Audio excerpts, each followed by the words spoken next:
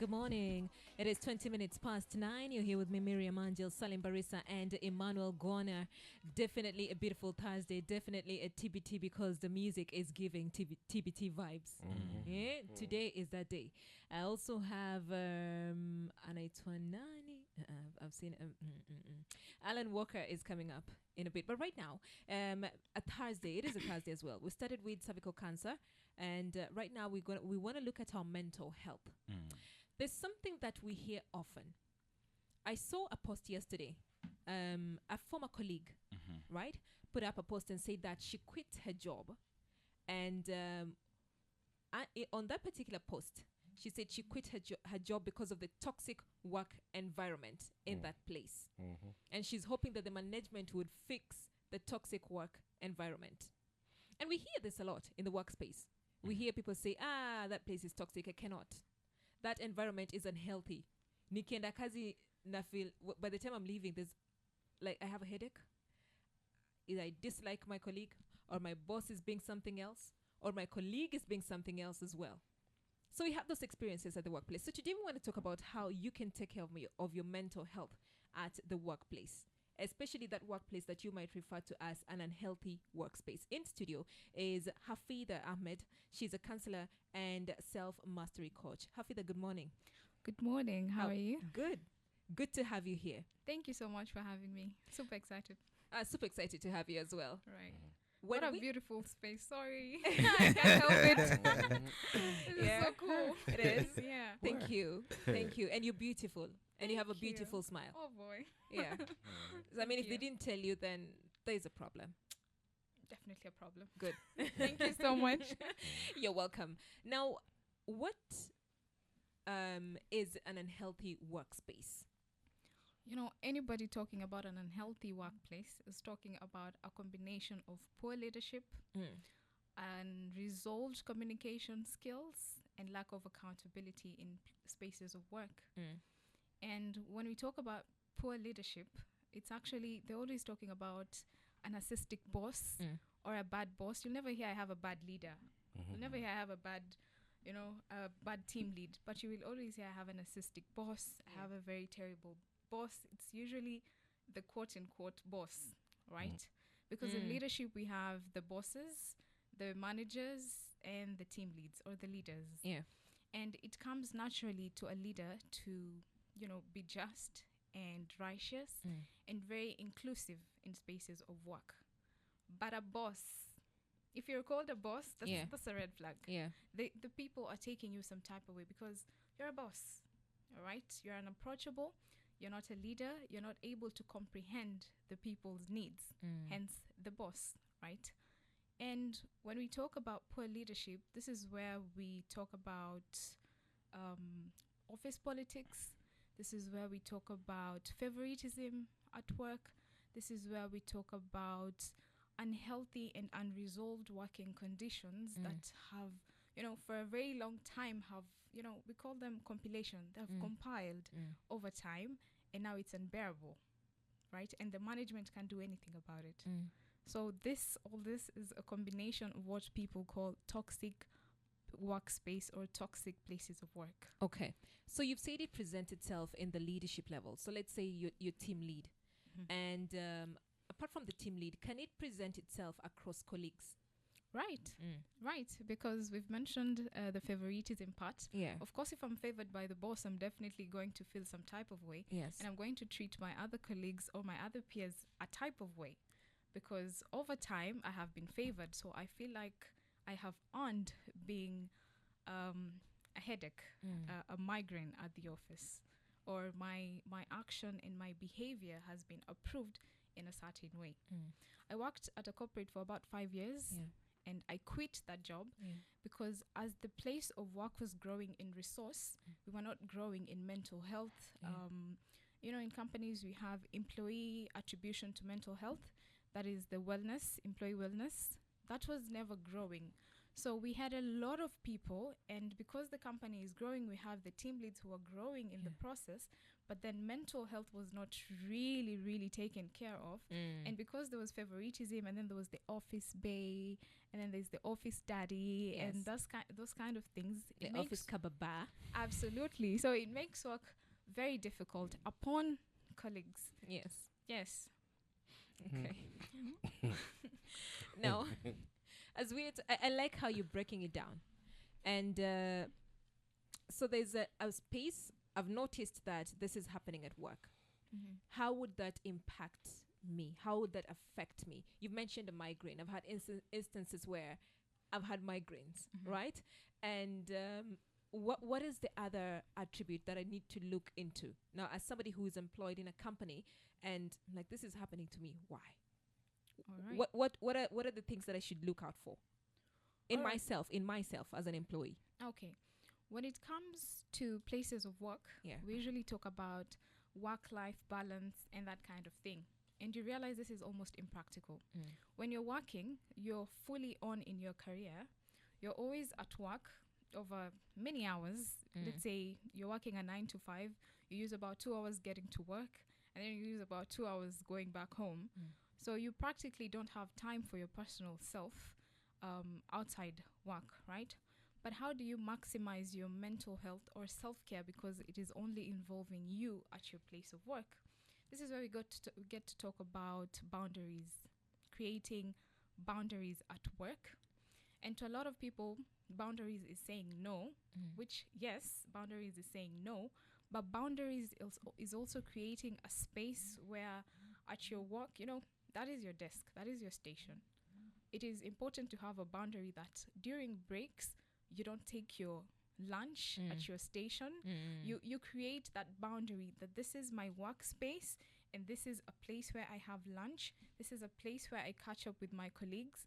Creating this kind of boundaries make your place of work less overwhelming for you. All right. Improving your communication skills. All right. When you're communicating, there's this constant humiliation that comes at places of work, where you constantly criticize each other, you call each other names. In most corporates, they like using the word kondo. We kondo. That's so humiliating. And over time, the disrespect becomes so much that the aspect of professionalism is just a part of the core values in your vision and mission and whatever, but it's not something that you actually live up to. So that is your responsibility as a person, to ensure that you have boundaries and you watch up to how you communicate to your leaders, to your colleagues, so that work becomes less stressful and humiliating and conflicting for you. So these are just basic ways you can contain the aspect of, crossing boundaries when it comes to you taking care of your mental health. We usually call them self-care, and there's a lot of them. What if you have a boss who, so now you've talked about 8 to 5 and then the timelines, right? But then there are people who would call you past your working hours, and there are people who would expect you just said you're at work past your working hours, you're doing overtime, right? And then midnight tunapigiwa simu at 3 a.m., which pretty much your life is not your own. Right. How does one deal with that? We have contracts and we have agreements, which usually are reviewed at the beginning of your contract or at the beginning of the office. But at this time, this is the perfect time to create boundaries, to communicate your needs, your available hours, and how much or how willing you are to go above and beyond for the place of work. But what happens when you get this call, you've gotten this job, you're super excited, and all you want to hear is what the leaders or the HR from that company wants to tell you. But then you don't get to communicate to them what your needs and expectations are from the company. So this is where we usually just collide and conflict the boundaries that we carry along our work culture throughout the employment or throughout the contract years, right? Because that is the time you get to separate your personal life and your personal contacts with your work contacts, and explain your expectations and have them right, and communicate that I am available between 9 to 5, and maybe an extension of 30 to an hour when it is necessary.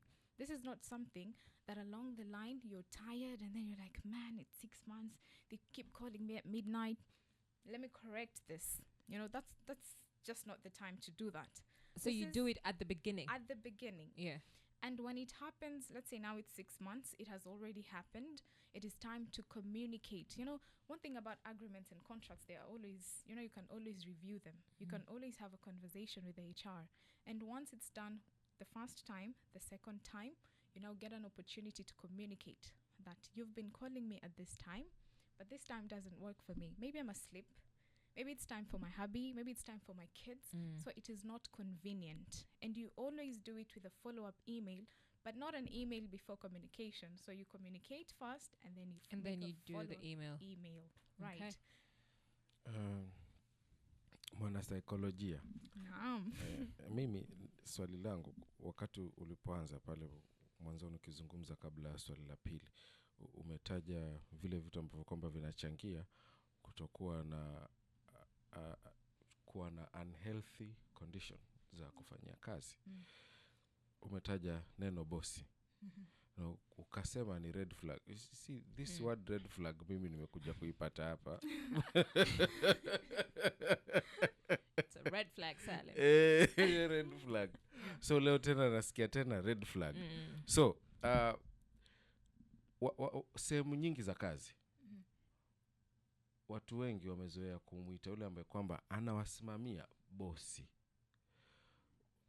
Bosi this, bosi that. Na wewe hapa umesema hiyo ni one of those red flag. So kwa yule ambaye kwamba anakusikiliza, aelewe kwamba na huyo bosi, hata wengine waweza kuwa tuko nao, aelewe kwamba hiyo hawa waniniita bosi, hawa tayari kuna kitu ambacho nafanya sicho. Au iwe tu ni ile kawaida kwamba ni bosi wangu. Unajua kuna yule mtu ambaye kwamba anaweza kumuita bosi like me, I can call her bossy because mimi I'm a free spirit. Ndio maisha yangu. Lakini kuna yule anaweza kuwa yamuita kwa sababu pia kuna hiyo hofu. So yampatia hiyo heshima kwa sababu ya hofu. So is it muda wote kwamba kuitwa bosi ni red flag ya kwamba kuna unhealthy that stuff? Unhealthy workspace. Hiyo sasa. Wajua mtu akikuita bosi, huwa yakusifia. Huwa yakufanya yani yataka usikie vizuri. Yani kuna ufahari fulani unakuja ukimwita mtu bosi. Yani ukimwita mtu bosi, yani mimi nikuite bosi wasikiaje? Bosi. Wasikia vizuri. Bosi. Ona mtu akuite bosi. Yani kuna ufahari fulani wasikia, sio kwa sababu mtu amekusifia because a boss means okay, let me show you what a boss. This is a boss. And you're subjects. Right? That is the idea of a boss.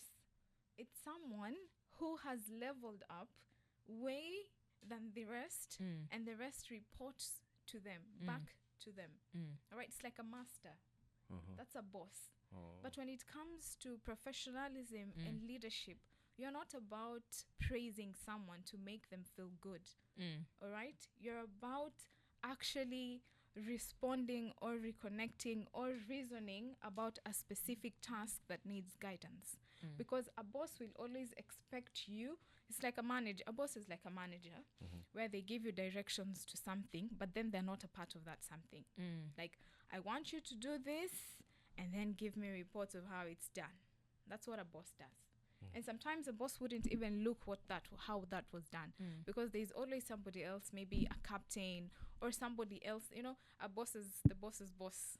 So there's always somebody that just reports to this boss. They should take care of that. They don't take any part of ownership because they're already the boss. But when you talk about leaders, this is the project and they lead heads on. They lead front into this project being completed. All right? If we're doing this, if today we're going to set up 20 computers, I'll be a part of the technicians that will be fixing these 20 computers. I will not stand aside and wait for the 20 computers to be set up.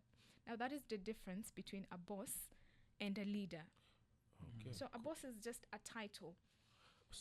Kwa hivyo leo hapa watuambia kwamba ni kama ambaye ni hatia. kumwita mtu boss.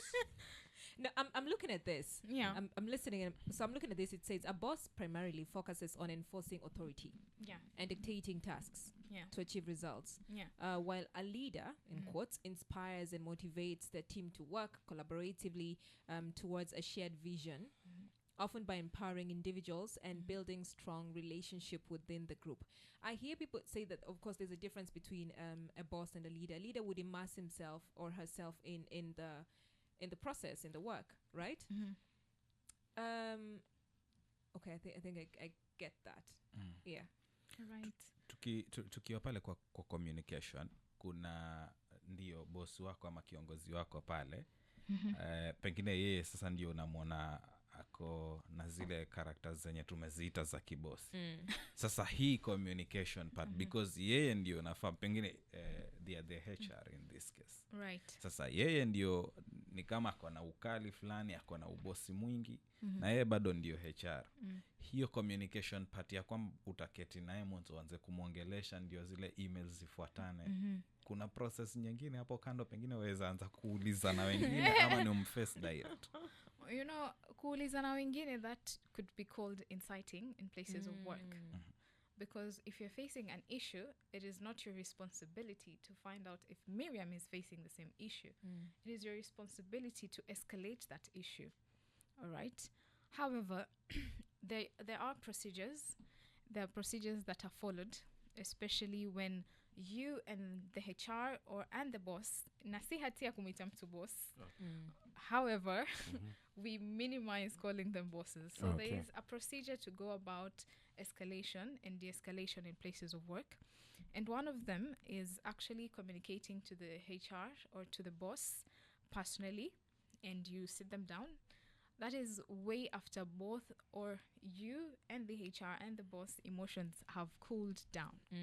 Because when you're addressing something and you're spiked out and you're angry, you'll realize that a lot of things you will say are out of emotions.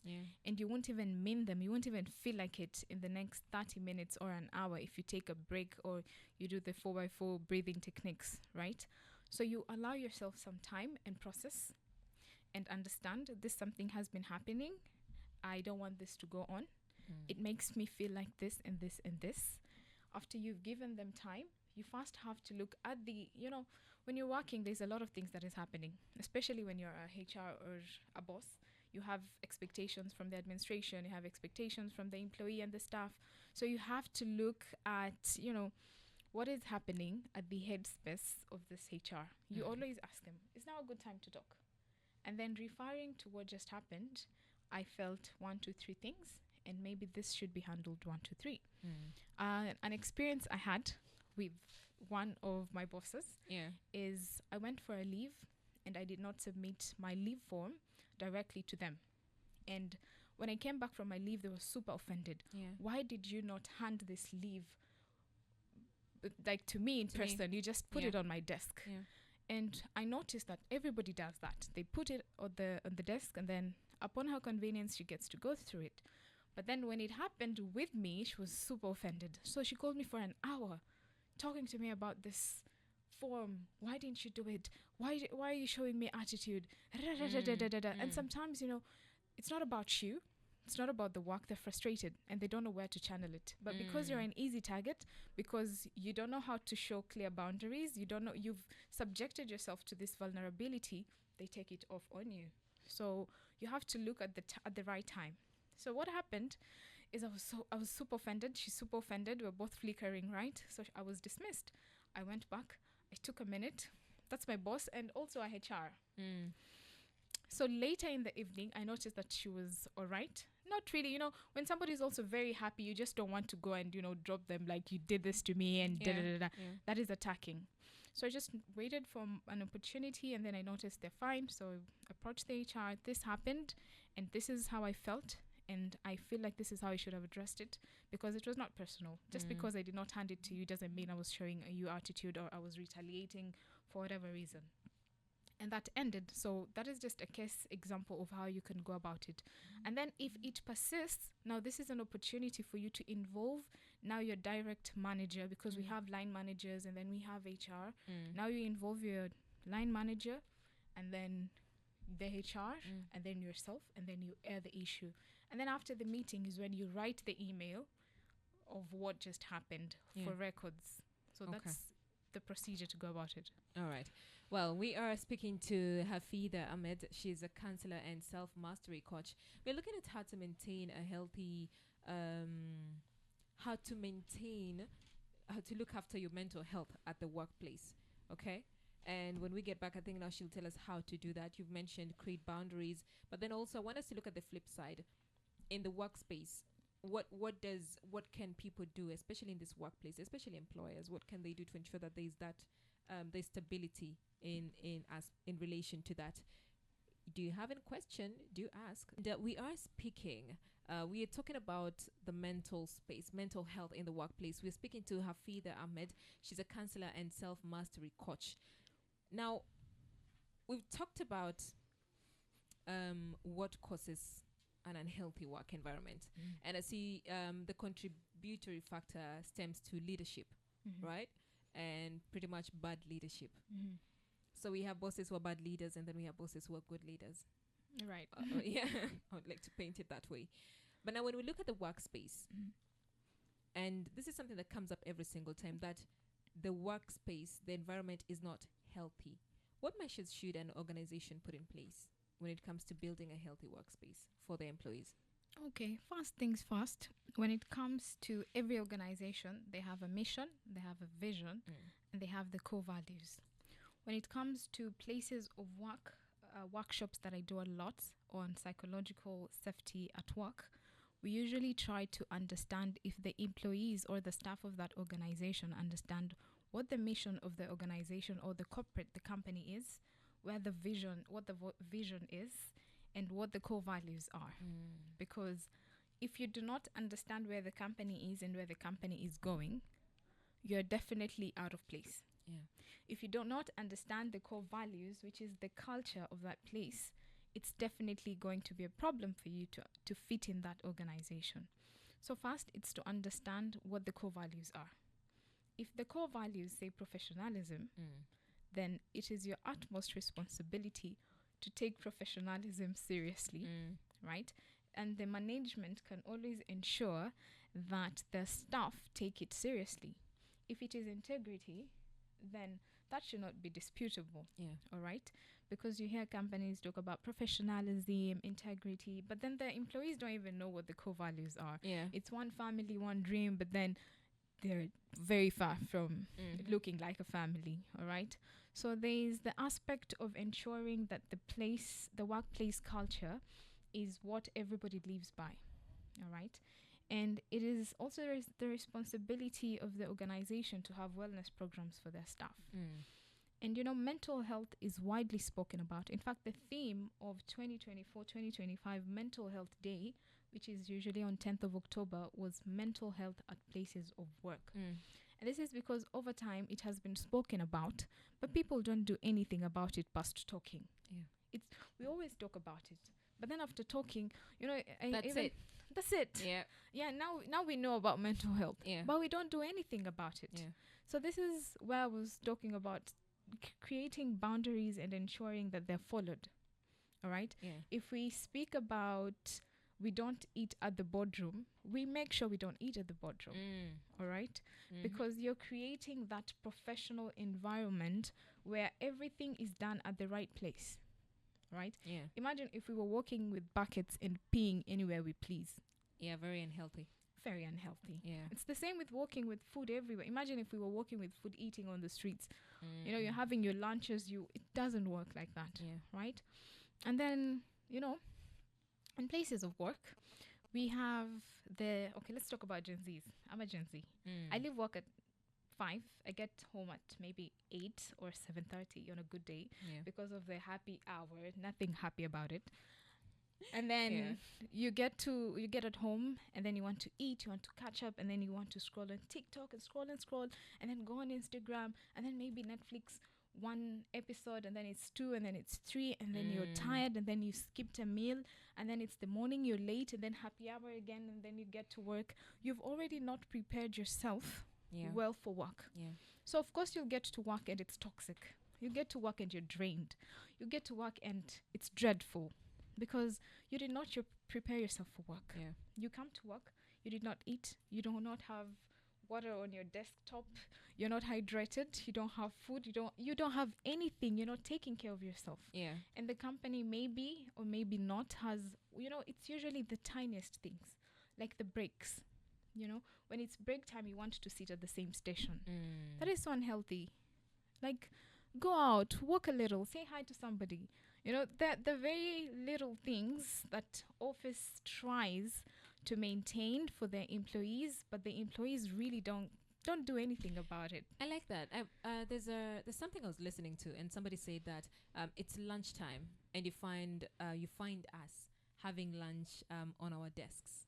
All right, like I'm still at work and I'm still having lunch on my desk. This is pretty a break between 1 and let's say 2 or 12:30 to 2, depending on the company.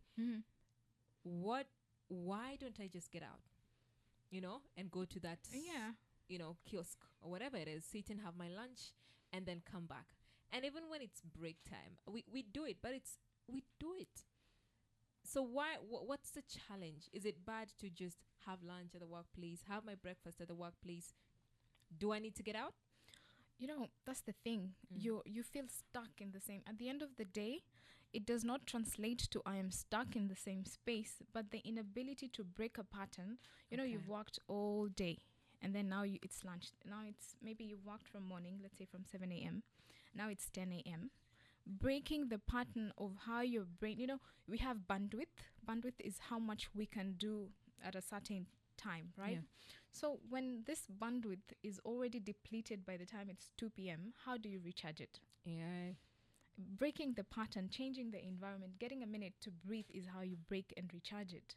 All right. That is why it is important. Imagine now, today you don't take the break. Tomorrow you don't take the break. The next day you don't take the break. Not a single day you get to, just change your environment once you're settled in at work. That becomes a bit stressful because you're stressing your mind to be in the same headspace all over, and then you expect to be creative.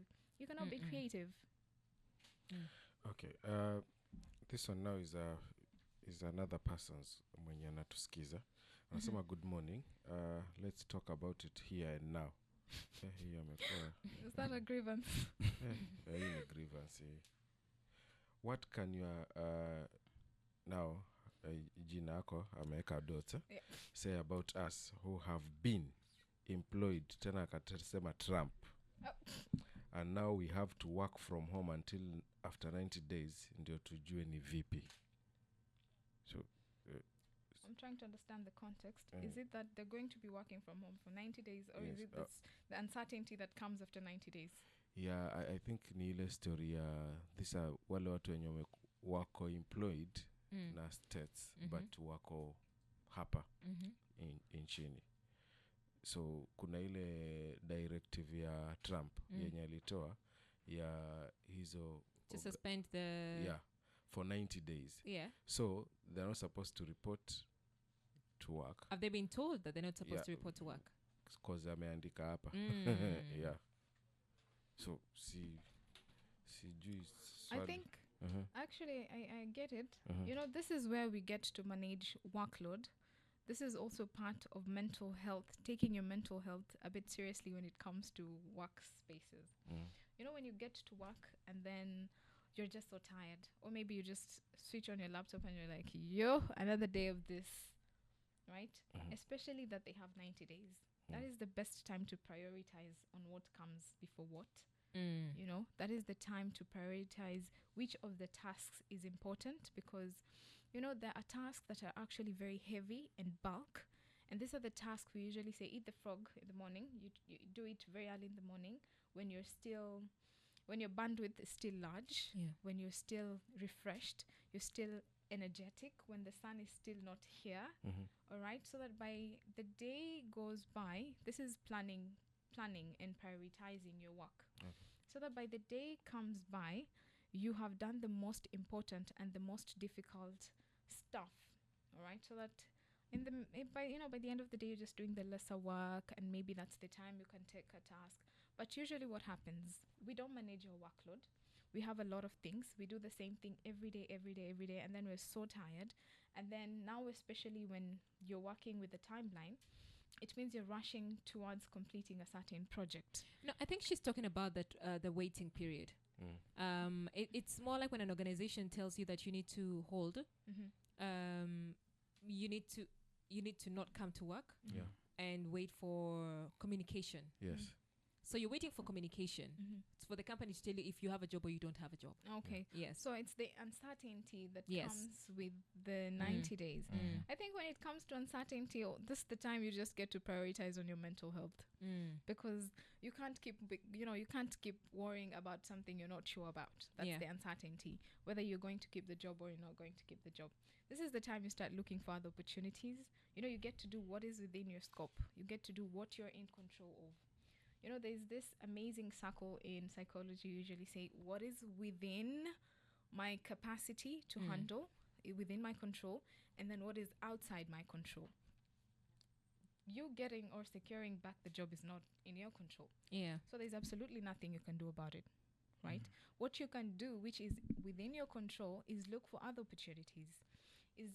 This is the minute or the time you take to reflect if you want to continue in this career or you want to change your career. This is a good opportunity for you to, walk into your creativity. What have I learned throughout this job? What can I do independently? And what can I, push on in the same, department or in the same industry or in the same span of what I'm doing? Because a lot of things, are beyond our control, especially when it comes to work. Okay. So what is your next? What are your thoughts? What are you thinking about? How do you manage it, right? Tumeongelea sana wafanyikazi, lakini pia sometimes mabosses pia wanaweza kuwa ni wafanyikazi. Do they experience pia hiyo toxicity kimpango? Of course they do. And that is how they take it back to their employees. They feed it, and then they consume it, and then they echo it back, and then they project it, and then they consume it, and then they project it. Because, like I mentioned, when you're a boss, you have expectations from customers. They expect you to deliver. There's expectations from your staff. There's expectations from your administration, because the boss has a boss, the managing directors. So there's a lot of pressure that you're taking. And then this boss maybe has a family, maybe has, of course, has a life outside work. So it is true that bosses actually do have stresses, but then it is the same psychology. It is the same cycle that everybody has to go through when it comes to taking care of the mental health. Especially with the bosses. Bosses have privilege to decorate the workspaces with nice pictures and a flower and something that you just look around and you just feel like this is actually a really good work environment to be like. Like when I got here, I was like, this is so therapeutic, right? The glad lights, the everything about it, it's so therapeutic. So it usually starts with I mentioned that we're products of our environment. That is where it starts. When you come to an office, there's a lot of papers everywhere on this table. You feel disconnected with work. You definitely feel frustrated. So it usually starts right there, where you create a good work environment for yourself. You get to prioritize your workload. I delegated this to this and this. Maybe it's now is a good time to follow up, so that you make your work less easy. There's the breathing techniques I always talk about. When everything is stressful, you are of no significance to anyone if you cannot have your mind breathing, right? So you get to calm down through the breathing techniques. And then I usually say, as a boss, you need to practice, you need to rehearse how you're going to communicate to your subordinates or to your staff or to your juniors when a task is not done. So how do you say it? I usually say, you did not do your job. And then you try it again, you did not do your job. You have to practice it so that you can listen to yourself, the tone of your delivery, all right? Because what happened mostly with the bosses, usually in psychology, is called displacement. I angered you, but you're going to displace it to Miriam or to somebody else because you can't do it to me, because I'm not vulnerable and I have my guard up, right? I'm very serious about my boundaries. So with the bosses, it is also same things. You have to prioritize on your work. You have to make sure you take the breaks. All right. If it is a long meeting, you make sure you take it in the boardroom, not in your office. You know, you don't eat at your office. You don't, all those things that just make you drained. You seek professional help. There are counselors. HR have access to counselors. You can always talk to someone. And then instead of angering people, you can always have a meeting with everybody else and re-communicate your boundaries, your expectations, your deadlines. There's so many ways to, they're easy, but they're not so easy because we're creatures of habit. Yeah. We're used to shouting, we're used to yelling, we're used to just displacing. Okay. So, but if you constantly follow the right steps, you find it easy to communicate without losing control and losing your mind. There's something you've said repeatedly, breathing techniques. In a minute, how do you do it? Okay. There are many. I like the 4x4. So 4x4 means 4 seconds, and you breathe in. You count backwards. You say 4, and then out. But for 4 seconds. Okay. Continuously. So you hold your breath for 4 seconds. Yeah, and then you breathe out continuously for 4 seconds, like with a sigh for 4 seconds, and then you breathe in again 4 times, like that.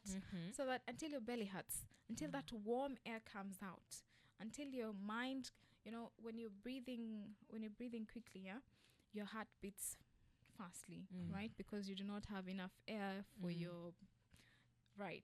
So when you try to take it easy on yourself, your nervous system calms down, and then it realizes that you're not under attack and everything is okay. Okay. Right. All right then. Thank you so much. We have been speaking to Hafidha Ahmed. She's a counselor and self-mastery coach. Thank you for making time. Thank you so much for having me. All right.